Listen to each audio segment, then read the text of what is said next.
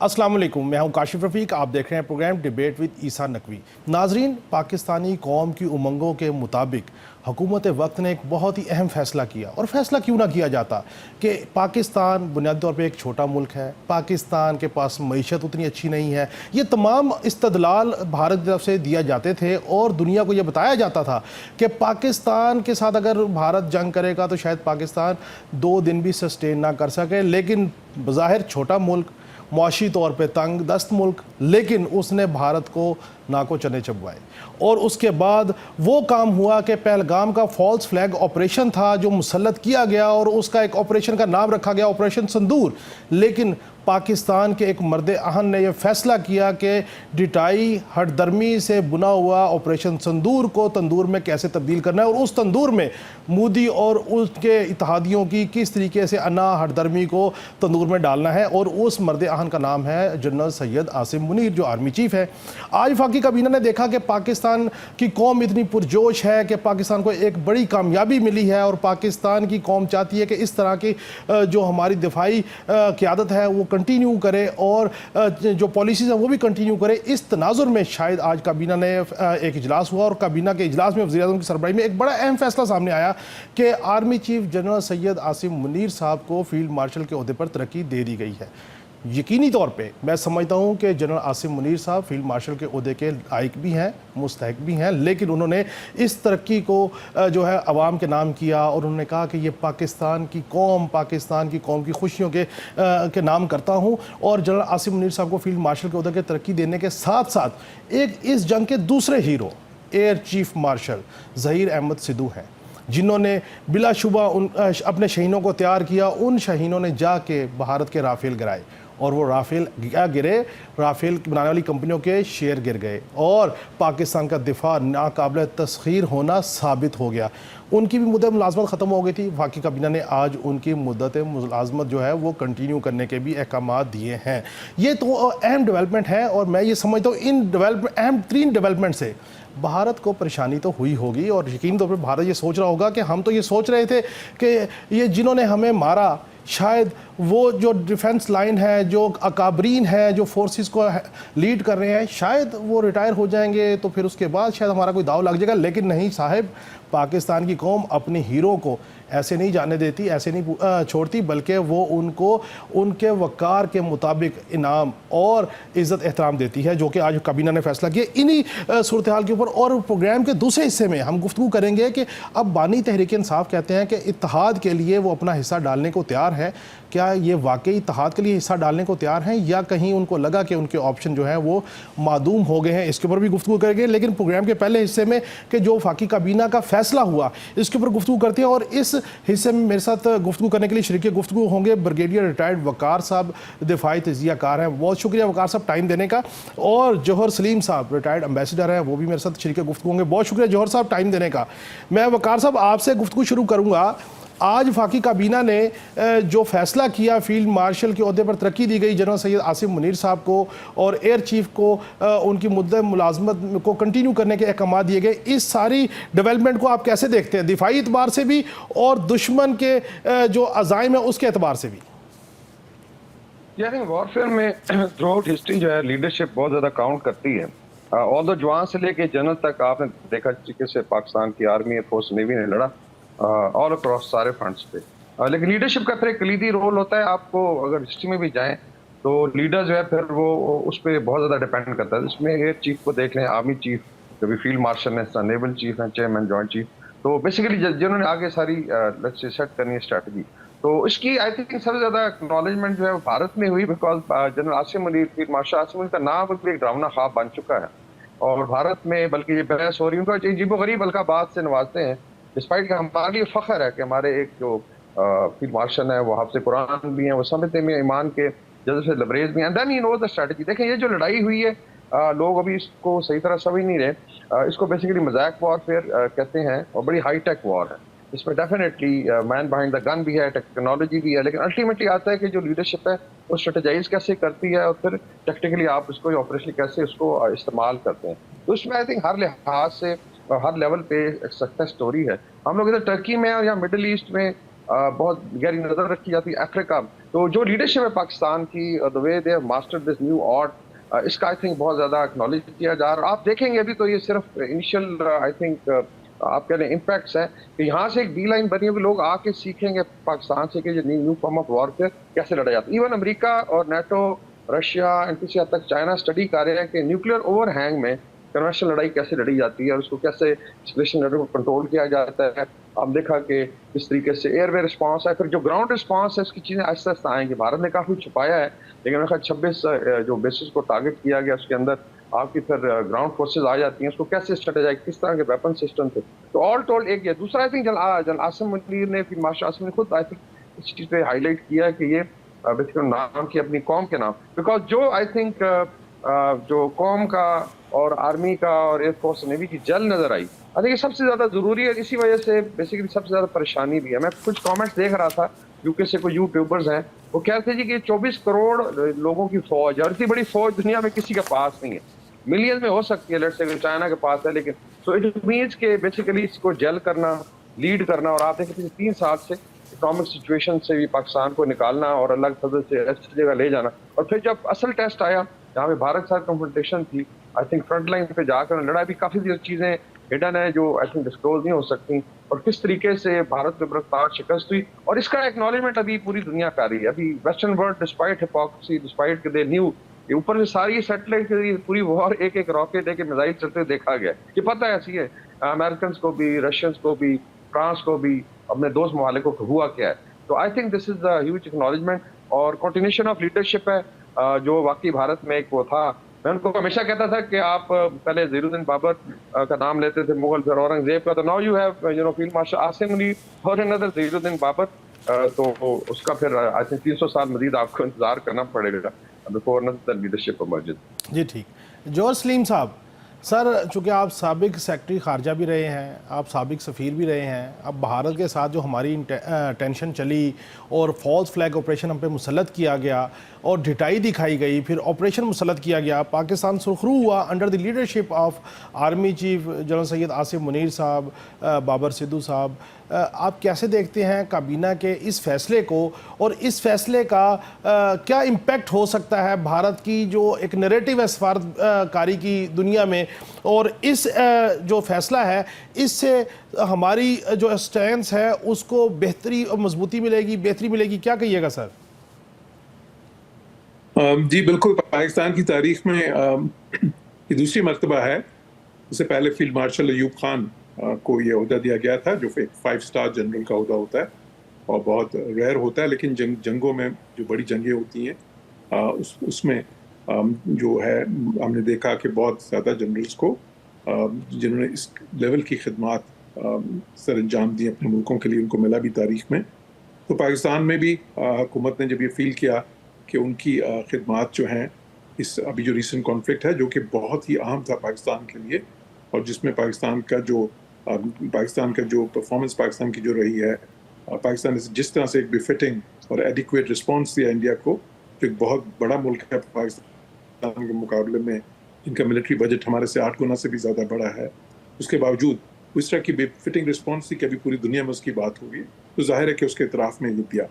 इससे जो मैसेज आता है इंडिया में भी और पूरी दुनिया में, वो ये है कि पाकिस्तान सबसे पहले तो जो है हमारा, एक तो हमारा कॉन्फिडेंस पाकिस्तान का, दूसरी ये है कि हमारा इतराफ़ इस चीज़ का कि जो हमारी आर्म्ड फोर्सेस हैं माशाल्लाह, उन्होंने जिस तरह से मुल्क का दिफा किया है कि उसकी पाकिस्तान की जो कौम है पूरी उसको रिकग्नाइज करती है। और तीसरी ये चीज़ है कि जिस तरह आपने कहा, तो उसमें ये चीज़ है कि अब क्योंकि अभी भी सिचुएशन पूरी तरह से डीएस्केलेशन की इस तरफ जा तो रही है, लेकिन पूरी तरह से डीएस्केलेट तो नहीं हुई, तो उसमें ज़रूरी है कि पाकिस्तान अपनी प्रिपेयर्डनेस वैसे ही रखे, पाकिस्तान की जो मिलिट्री लीडरशिप है वो बिल्कुल वैसे इंटैक्ट हो, और इस चीज़ का भी ये इतराफ़ है जो आपने दूसरी चीज़ बताई।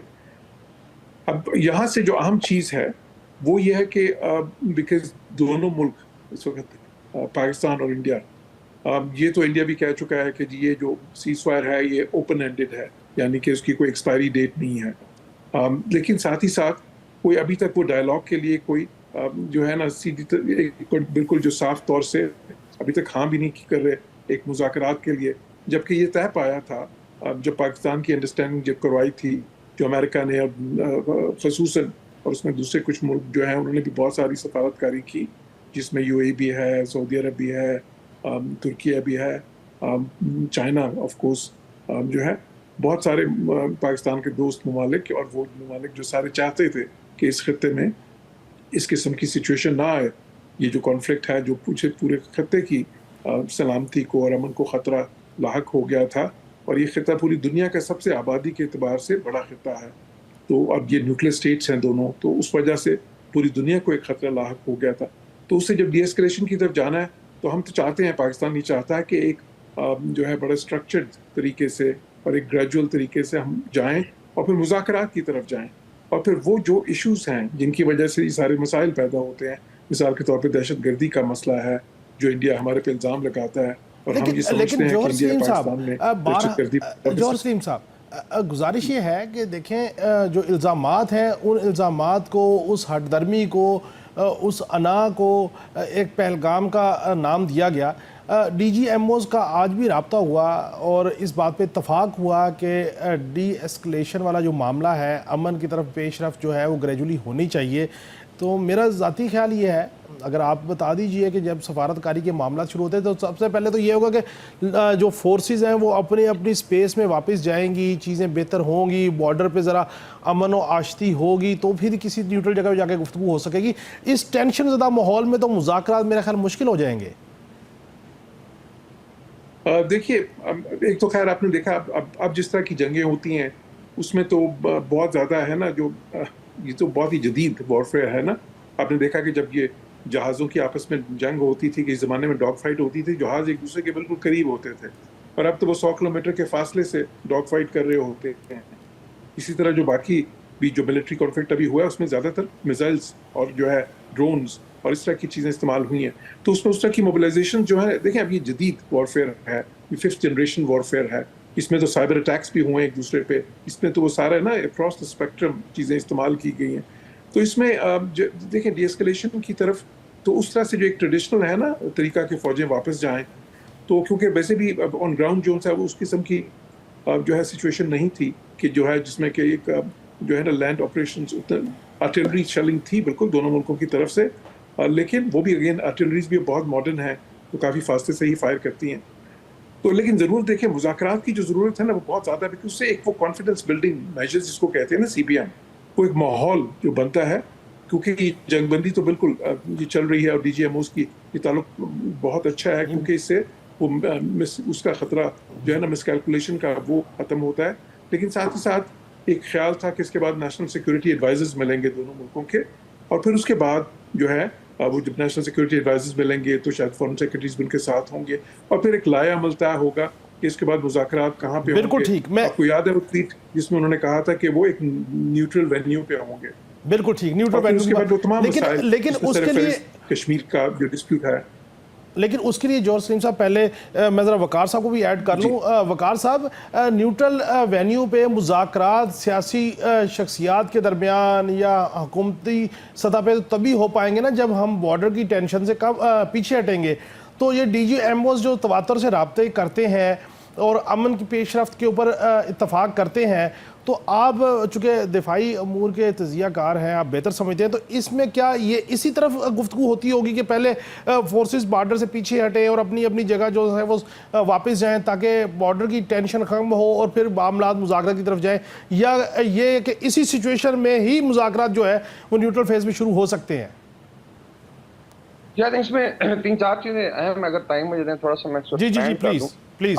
जी, लास्ट टाइम जब डिस्कलेशन हुई थी जनरल मुशर्रफ के टाइम पे ऑपरेशन पैराक्रम किया था भारत ने, और उसमें साल फोर्सेस डिप्लॉयड रही थी। डिस्कलेशन में 6 महीने लगे थे, बिकॉज में सारी land forces everybody was deployed, mines लगी थी, और इसमें डिस्कलेशन में ऑनेस्टली बड़ा टाइम लगता है। लेकिन अच्छा अभी जिक्र हो रहा था कि ये 5th जनरेशन वॉरफेयर, इसको मजाक वॉरफेयर बोलते हैं, इस पर हमने लिखा भी है।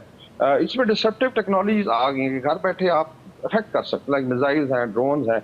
उसके अलावा फिर आपने देखा लॉन्ग रेंज रॉकेट सिस्टम, पता सिस्टम है, और इसके अलावा जो है फिर आपका साइबर वॉरफेयर है, इसमें हैकिंग है, एंड देन ऑफ कोर्स जो इंफॉर्मेशन वॉरफेयर जो सबसे ज़्यादा ज़रूरी है, जिसमें I think hats off to Pakistani media including news one, आपने पूरा जहाद किया। तो ये ऑल टोल्ड आई थिंक फिर लीडरशिप आई थी। अभी मैं सिर्फ आई थिंक इसमें 2-3 चीजें हाईलाइट करूंगा।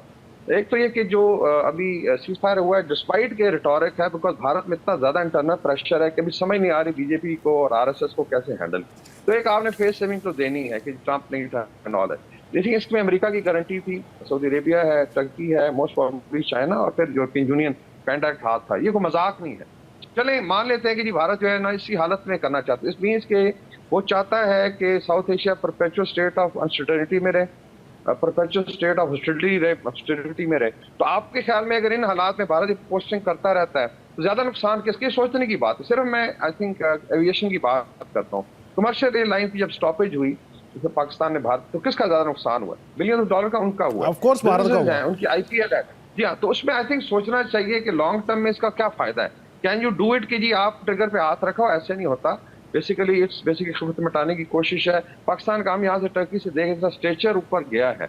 Pakistan is also I think सबसे इंपॉर्टेंट नुकता है कि पाकिस्तान माशाल्लाह become an guarantor for peace not only of South Asia but of the region. अगर मुझे 1 मिनट दे दें, आई जस्ट एक्सप्लेन के अगर जिस तरीके से एस्केलेशन लेवल पे चीजें ऊपर गई हैं और खुदा न खास्ता न्यूक्लियर लेट्स से लेवल को टच करना शुरू करते तो हो गया क्या? इट टेक्स पूरी स्टडीज हैं इस पर, इस इंपॉर्टेंट पे बात की जाए। पूरा साउथ एशिया की आबादी जो है जो आई थिंक 2 अरब या 2 अरब है, फिर extended south east Asia, gulf में लड़ाई होती है, नॉर्थ अरेबियन सी में, तो आपके ओशन उबल जाएंगे, मिडल ईस्ट तबाह हो सकता है, हाफ ऑफ चाइना। और इसका जो इम्पैक्ट है अगर न्यूक्लियर वॉर में 100 वॉर है चल जाए तो जहां टर्की और यूरोप तक न्यूक्लियर विंटर आएगा, प्रॉब्ली शायद नॉर्थ अमेरिका और साउथ अमेरिका कोई थोड़ा बहुत बच जाए, सारा जो वर्ल्ड आइलैंड है अफ्रीका, एशिया और लेट्स से यूरोप है, इसमें 6 में तो चीज रुकेगी कोई नहीं। तो आप मतलब क्या मजाक बन गया कि मोदी साहब इसको लेके हाईलाइटेड कि ये क्रेजी आदमी है, 4 इसके साथ चवल है, इसमें दोवल है, उसके बाद ये क्रेजी लोग हैं, ट्रिगर हैप्पी हैं, देयरफॉर पॉलिटिकल गेन्स ये करना चाहते हैं, इनके हाथ रोक। और मेरे ख्याल में भारत के अंदर जो पुश बैक आ रहा है उसमें चीजें इंशाल्लाह ताला बेहतर होंगी। मेरे ख्याल में भारतीय आवाम के लिए भी बड़ा अच्छा मौका है। गेट रिड ऑफ दीज अभी मेरे मुंह से कुछ निकलेगा। बिल्कुल ठीक, बिल्कुल। बहुत बहुत शुक्रिया ब्रिगेडियर वकार साहब और जौहर सलीम साहब, आपने हमें टाइम दिया। नाज़रीन, आपने मेरे दोनों अहबाब की गुफ्तगू सुनी। बुनियादी तौर पे भारतीय आवाम के लिए भी अच्छा मौका है कि वो अपनी पॉलिटिकल लीडरशिप के हवाले से रीथिंक करे कि कौन सी लीडरशिप उनको अमन की तरफ लेके जाना चाहती है और कौन सी जंग की तरफ लेके जाना चाहती है। पाकिस्तान ने मार्का हक फतह किया और पाकिस्तान के आर्मी चीफ को फील्ड मार्शल के अहदे पर तरक्की दी गई और बाबर सिद्धू साहब को उनकी सर्विसेज कंटिन्यू करने के अहकाम काबीना ने जारी किए। बहरहाल पाकिस्तान की कौम और आवाम इसमें बहुत खुश है। नाज़रीन, ब्रेक से वापस आएंगे तो इस मौजू पे गुफ्तगू करेंगे कि तहरीक इंसाफ की अकाबरीन और बिलखसूस बानी कहते हैं कि वो इत्तेहाद के लिए, कौम की बेहतरी के लिए अपना हिस्सा डालने को तैयार हैं। क्या वाकई ही उनके पास सिर्फ एक मुज़ाकरात का ऑप्शन बचा है या ये किसी किस्म की ऑफ़र है या अपने लोगों की वो जहन साजी कर रहे हैं कि बैकडोर अगर कोई डिप्लोमेसी हो रही है वो अगर कंक्लूड होती है पॉजिटिवली तो फिर उनको बैकलैश ना आए। नाज़रीन, इस पर गुफ्तगू करेंगे नए मेहमानों के साथ एक ब्रेक के बाद। वेलकम बैक नाज़रीन। मेरे साथ शरीक गुफ्तगू हैं इस सेगमेंट में हाफिज़ एहसान साहब, लीगल एक्सपर्ट हैं, सीनियर वकील हैं, और अज़हर सदीक साहब, ये भी सीनियर कानूनदान हैं, तहरीक इंसाफ को रिप्रेजेंट करते हैं।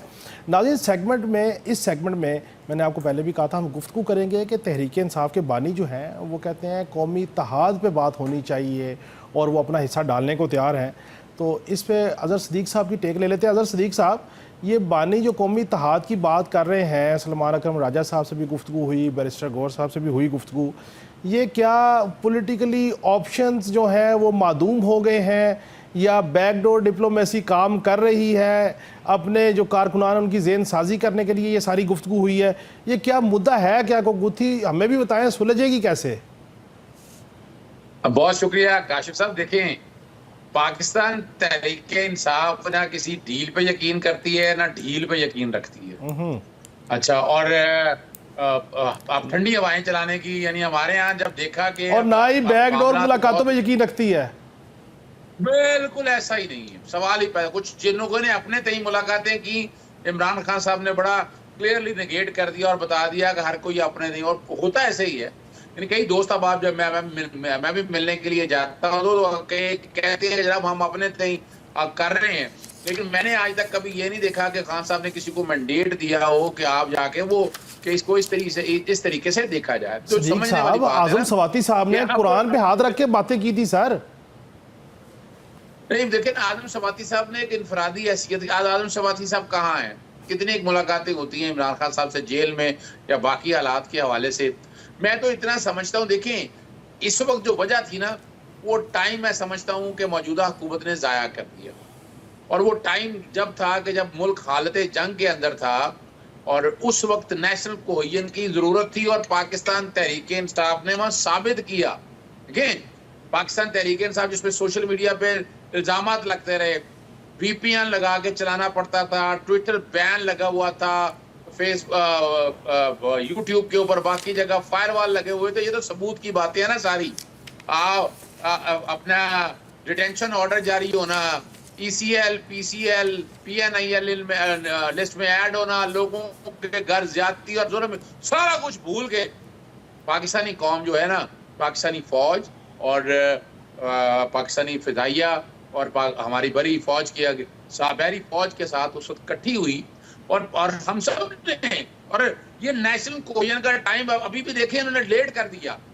मैं मिसाल के तौर पर मर्ज करने लगा हूँ, यानी इमरान खान साहब के क्या रह गए 9 महीने के केस, जमानतें तो सारी होगी, सुप्रीम कोर्ट तक होगी, जो लोग मौजूद थे, इमरान खान तो जेल के अंदर मौजूद थे, वो जमानतें कब से चलती हुई, जनवरी से लेकर, कभी बेंच टूट गया, कभी प्रोसिक्यूटर कभी बीमार हो गए, ये हम सारा कुछ देखते आए हैं। यानी उसमें भी जमानतें लिखी हैं, 190 मिलियन पाउंड का जनवरी का है, अपील की है, सस्पेंशन की बात है, सस्पेंशन राइट है, जो नैब की तरमीम आ चुकी है उसके बाद सस्पेंशन राइट है नहीं। अगर कानूनी पोजीशन पूछते हैं तो इमरान खान साहब को तो बाहर आना बनता है, पर हुकूमत वक्त जो है वो बदनीति पे सारा काम कर रही है। सदीक साहब, टाइम ऐसा था पूरी दुनिया, मुझे याद पड़ता है आपने तवातुर से कुछ महीनों का नाम भी लिया था शायद कि फ़लाँ महीने बाहर आ जाएंगे, फ़लाँ महीने बाहर आ जी जाएंगे। बिल्कुल ऐसा ही। वो उसके पीछे कानूनी मामला थे, महाज थे, या कोई गुफ्तगू थी?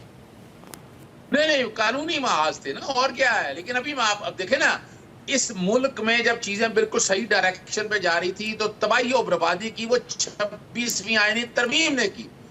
उन्होंने अदालतों का स्ट्रक्चर ही बदल, यानी मैं तो बिजली एतराज है कि जब जनाब चीफ जस्टिस उमर दयाल साहब, चीफ जस्टिस साकिब साहब बैठा करते थे, जनाब हम ख्याल बेंच फिक्सिंग, अब क्या हो रहा है?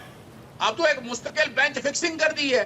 और हमारी तरफ से उस तरह मैं नहीं समझता कि जस्टिस अमीरुद्दीन साहब बिल्कुल आजाद और खुद मुख्तार फैसले कर रहे हो, पूरा बेंच।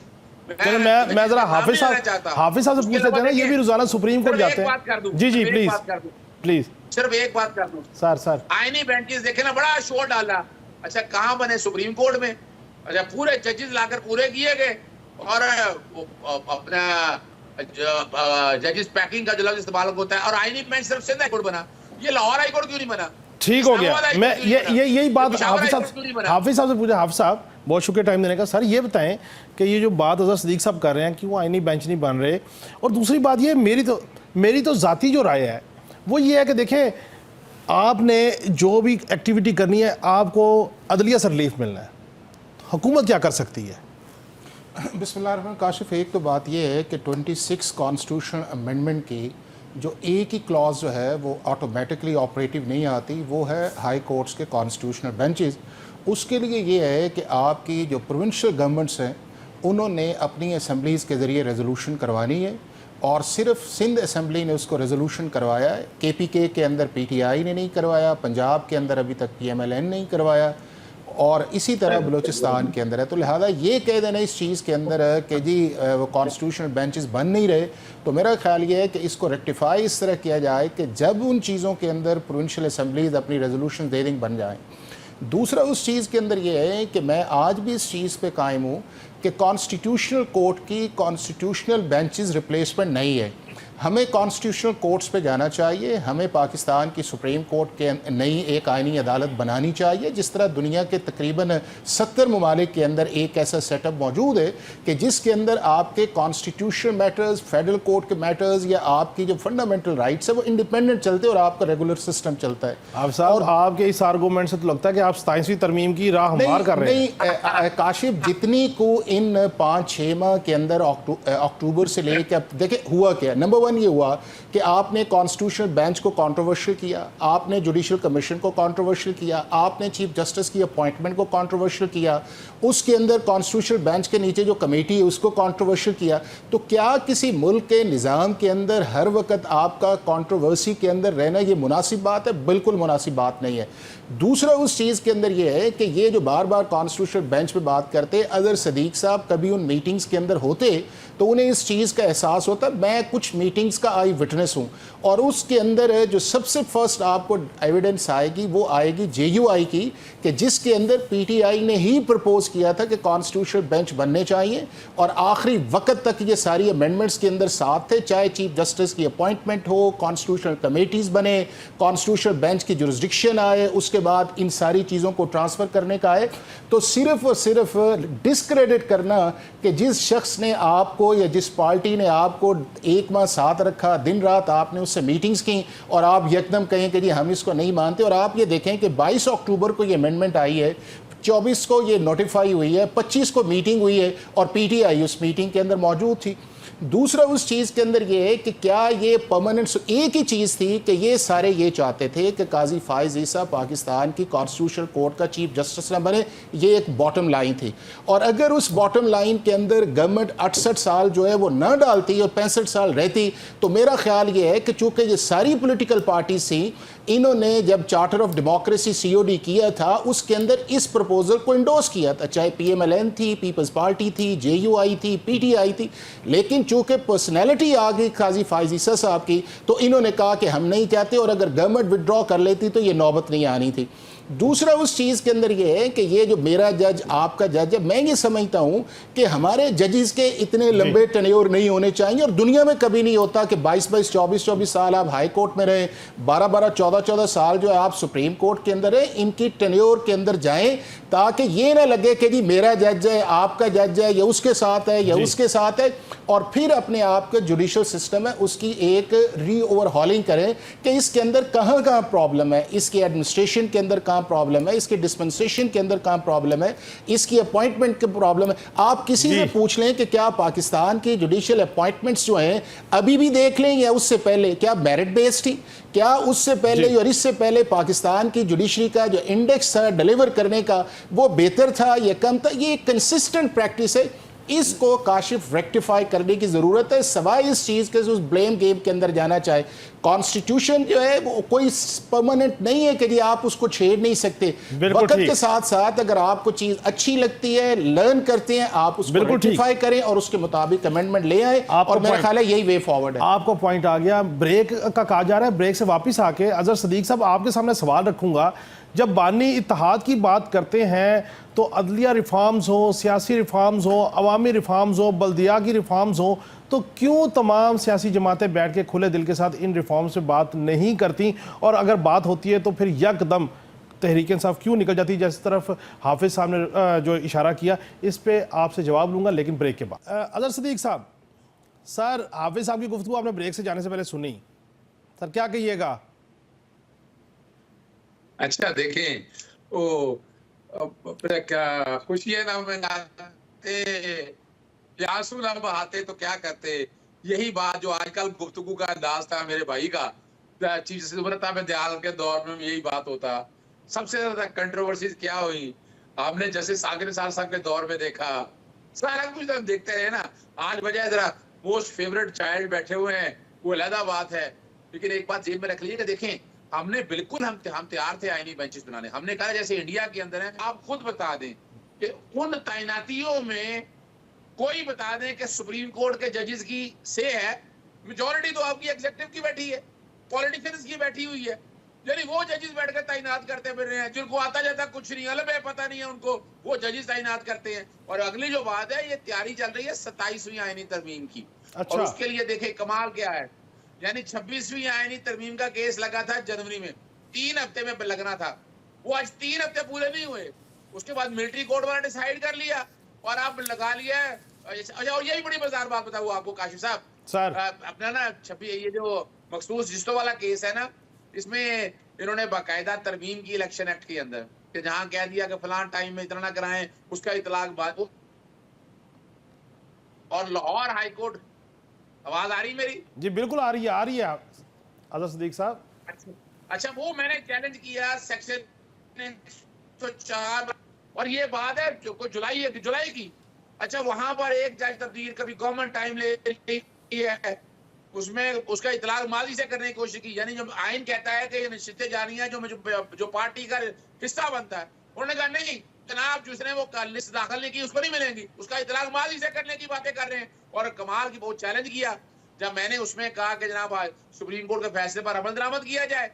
इन्होंने पहले जजेस पूरे किए और वो आईनी बेंच के सामने लगा दी।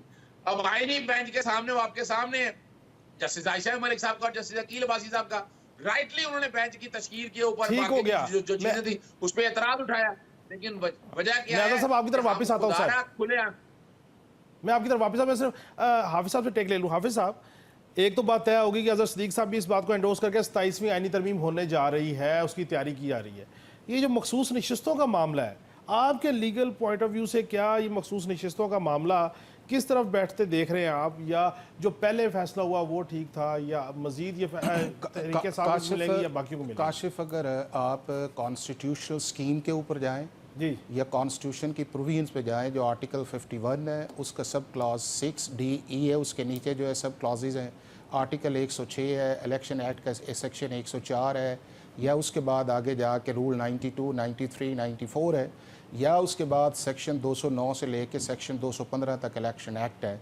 उसके मुताबिक देखा जाए तो पाकिस्तान तहरीक इंसाफ, चूँकि उसने एज ए पार्टी के तौर पे इलेक्शन नहीं लड़ा, तो वो जो है किसी सूरत भी जो है इन रिज़र्व सीट्स की एंटाइटल नहीं है।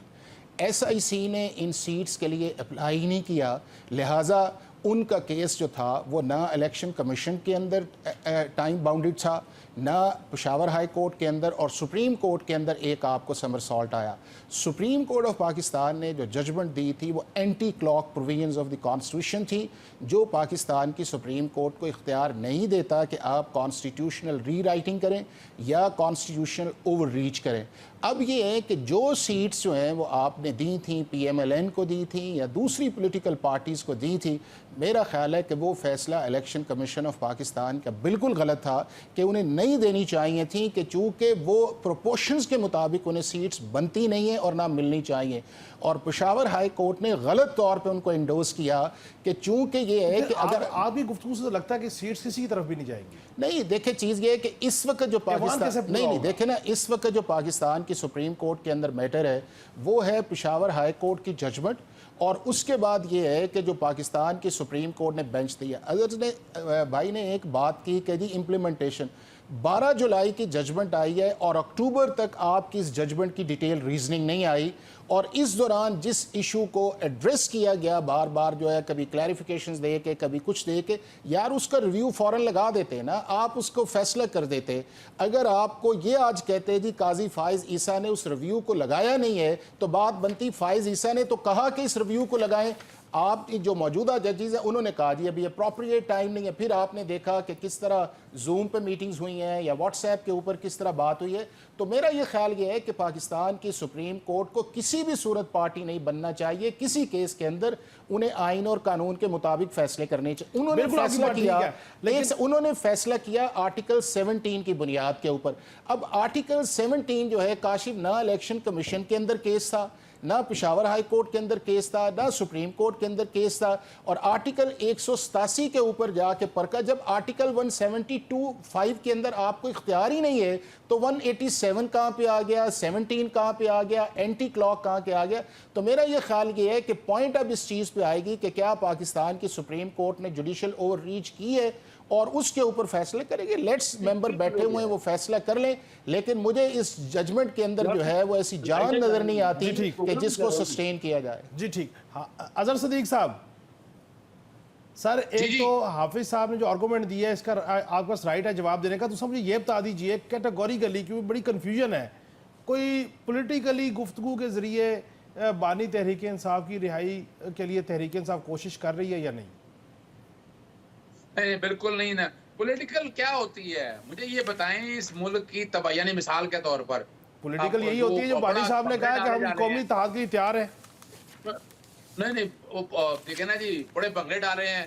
पाकिस्तानी तारीख का मैं घटिया का लफ्ज इस्तेमाल नहीं करना चाहता, कंट्रोवर्शियल तरीन को चीफ जस्टिस था ना, उसका नाम जस्टिस काजी फाइजा था, जो तबाही और बर्बादी इस निजाम की ना, taking away symbol is banning up. लेकिन देखिए अजहर साहब, मैं जाती तौर पे ना इख्तलाफ रखता हूँ इस बात से, क्योंकि देखिए अगर साकिब निसार साहब का कंडक्ट देखें, बाकी जजेस का देखें, तो किसी ना किसी तरफ माइलेज तो थी। हम तो चाहते हैं अदलिया को कि माइलेज किस तरफ नहीं होनी चाहिए।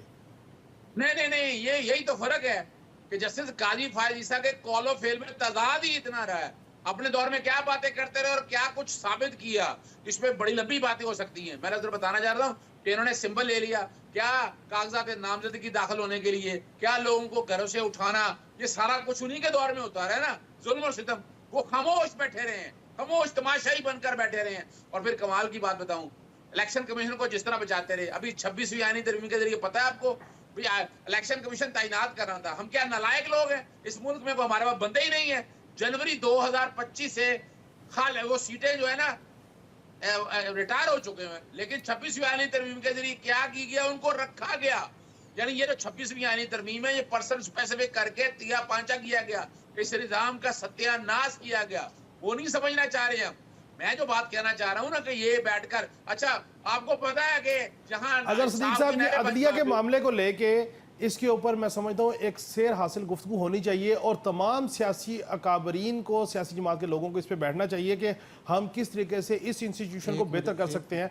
आप सब मुझे टाइम की जरा इशू में वाइंड अप करना, अगर कोई आप शॉर्ट कमेंट मैं करना। सिर्फ सिंगल बात ये कहूँगा कि हर चीज़ की एक आकाशी फर्स्ट डायरेक्ट एविडेंस होती है, और अगर फर्स्ट डायरेक्ट एविडेंस किसी एक जगह ऐसी है कि इस 26वीं आईनी तरमीम के अंदर जो है पीटीआई को अंधेरे में रखा गया है, या पीटीआई ऑन बोर्ड नहीं थी, या पीटीआई मौलाना इन्हीं के जो स्टालवर्ट्स लॉयर थे वो उसका हिस्सा थे, और उन्होंने कहा कि इससे बेहतर मौलाना साहब का रोल ही नहीं हो सकता कि उन्होंने इस सारे को टोन डाउन। बिल्कुल ठीक, बहुत बहुत शुक्रिया हाफिज एहसान अहमद साहब।